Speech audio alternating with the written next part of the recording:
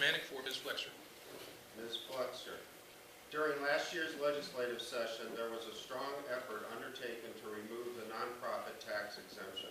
What is your position on maintaining the tax exemption for nonprofits?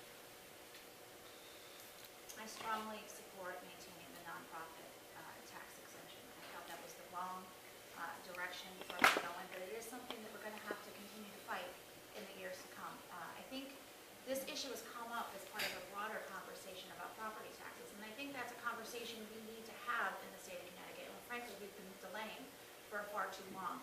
The motivation for me to first get involved in politics was at a local property tax battle here in Killingly, and it's sad that that debate was 17 years ago, and not much has changed in the time since then. I think we have a real opportunity in the years to come to finally tackle the issue of property taxes in our state, to move forward with a system that alleviates the regressiveness of our property tax system and puts Connecticut in a better economic position.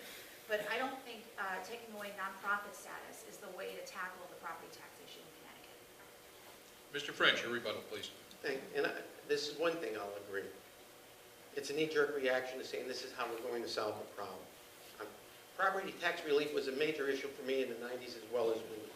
The problem that we have, as in Wyndham, almost 50% of our property in the town, in the city, is non-taxable. All right, Eastern Connecticut State University, huge university in the heart of the city. That's why pilot is so important.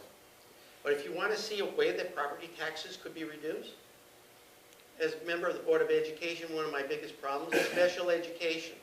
And I'm sure every one of you know about the special education. Wyndham's budget is 25% of its budget, which is about $50 million is the total budget. 25% of that is special education. If the state of Connecticut could figure out a way, and we go back through all these programs, I don't have the silver bullet, but the state of Connecticut needs to take over the special education process. If that happens and we can drop $20 million, $15 million on your local taxes, at least in Wyndham, and it will follow throughout, there's your property tax relief.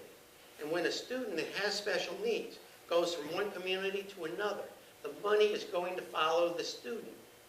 If you're going through a budget process and now you're in January and your year's half used up and you're a small town like Canterbury or Scotland, what happens? Mr. French, please. Mr. Rebuttal for Ms. Flexer.